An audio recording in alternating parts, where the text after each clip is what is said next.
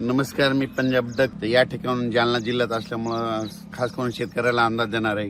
कारण की बऱ्याच शेतकऱ्याचे गहू काढणं चालू आहे, हरभरा काढणं चालू आहे. तर आज आहे 27 मार्च 2026. तर आज देखील तुम्हाला एक सांगू इच्छितो की अहिल्यानगर जिल्ह्यामध्ये म्हणजे अहिल्यानगर जिल्ह्यामध्ये राहुरी त्या परिसरामध्ये पुणेकडे कोकणाकडे आज देखील बऱ्याच ठिकाणी पावसाला सुरुवात होणार आहे. म्हणून हा अंदाज लक्षात म्हणजे आज हे पाऊस सर्व दूर नाही, पण कोकणाकडे हा पाऊस आहे म्हणून हा अंदाज सर्व शेतकऱ्यांना लक्षात येतो. पण राज्यातल्या सर्व शेतकऱ्याला सांगू इच्छितो की ज्यांचा कोणाचा गहू असेल, हरभरा असेल, कांदा असेल तर तुम्ही काय करा, 29 तारखेपर्यंत तुम्ही काढून झाकून घ्या. कारण की 29 तारखेला राज्यात पावसाला सुरुवात होणार आहे. मग 29 तारखेला सुरुवात कुठं होणार आहे तर नंदुरबार जिल्हा, धुळे जिल्हा, मालेगाव, त्या नाशिक त्या परिसरामध्ये दोंडाईचा त्या पट्ट्यामध्ये पावसाला सुरुवात होणार आहे. म्हणून हा अंदाज सर्व शेतकऱ्यांनी. उत्तर महाराष्ट्रातल्या शेतकऱ्याचा जर कोणाचा कांदा असेल तर तुम्ही काय करा, 29 तारखेपर्यंत झाकून ठेवा. कारण की उत्तर महाराष्ट्राकडे 29 तारखेलाच पाऊस सुरुवात होणार आहे. गारपीट देखील होणार आहे. म्हणून हा अंदाज खास करून त्या उत्तर महाराष्ट्रातल्या शेतकऱ्याला. मग गारपीट कुठं होणार आहे तर गारपीट या ठिकाणी एखादा नदी असेल तर नदीच्या बाजूला दोन्ही साईडने 1 किलोमीटरच्या अंतरानं, कॅनलच्या बाजूनं दोन्ही साईड 1 किलोमीटरच्या अंतरानं, तळ्याच्या बाजूनं चारी बाजूनं 1 किलोमीटरच्या अंतरानं गारपीट होऊ शकते. म्हणून उत्तर महाराष्ट्रातल्या शेतकऱ्यांनी नंदुरबार जिल्हा, धुळे जिल्हा, जळगाव जिल्हा, नाशिक जिल्हा, त्याच्यानंतर ठाणे ह्या देखील, त्याच्यानंतर इगतपुरी ह्या शेतकऱ्यांनी देखील हा अंदाज लक्षात येतो. त्याच्यानंतर आपण काय करू, आता इकडं विदर्भाकडे वळू. विदर्भातल्या वर्धा, नागपूर, भंडारा, गोंदिया, चंद्रपूर, यवतमाळ, वाशिम, हिंगोली, नांदेड, बुलढाणा, अकोला, अमरावती ह्या जिल्ह्यातल्या सर्व शेतकऱ्याला सांगू इच्छितो की तुम्ही 30 तारखेपर्यंत तुम्ही आपला गहू असेल, हरभरा असेल, आलेला गहू असेल तर काढून घेऊ शकता, झाकून ठेवू शकता.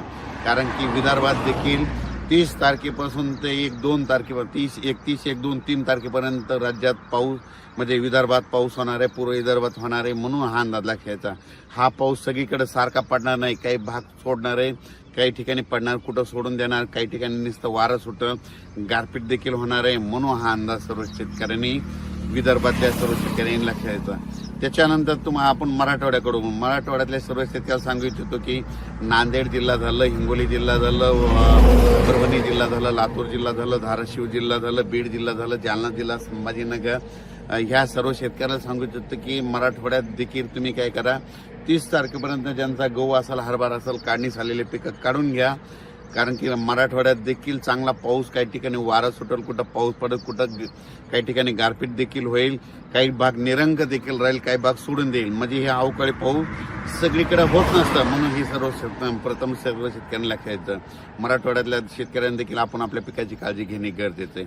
त्याच्यानंतर राज्यात तुम्हाला सांगायचं झालं तर कोकणपट्टीतल्या आंबा उत्पादक शेतकऱ्यांना सांगू इच्छितो की कोकणात देखील म्हणजे कोकणपट्टी म्हणजे साताऱ्यापासून तर डायरेक्ट इगतपुरीपर्यंत ह्या कोकणपट्टीमध्ये देखील चांगला पाऊस होणार आहे. काही काही ठिकाणी खूप गारपीट होणार आहे, काही ठिकाणी म्हणजे जिथं जास्त डोंगर भागात तिथं जास्त गारपीट होणार आहे. म्हणून हे कोकणपट्टीतल्या लोकांनी अंदाज लक्षात येतात.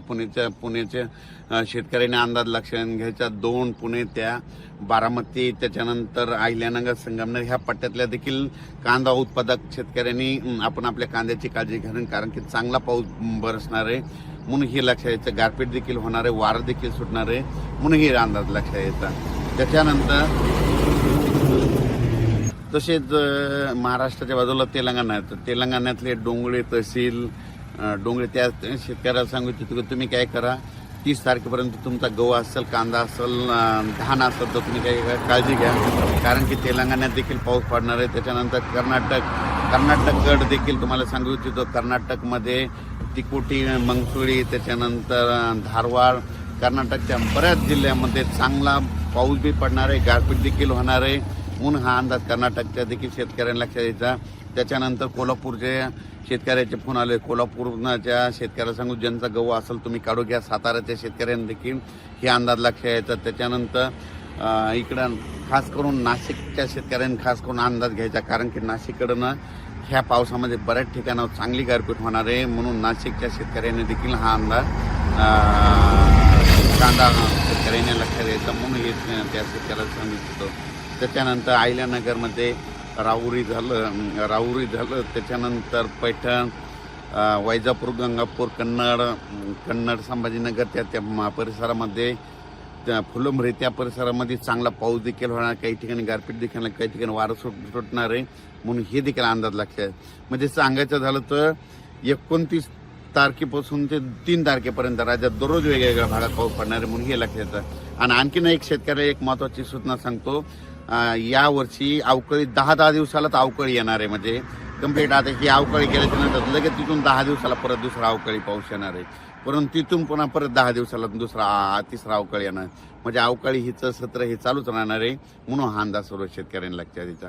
अचानक वातावरणात बदल झाला तर लगेच एक मेसेज दिला जाईल. धन्यवाद.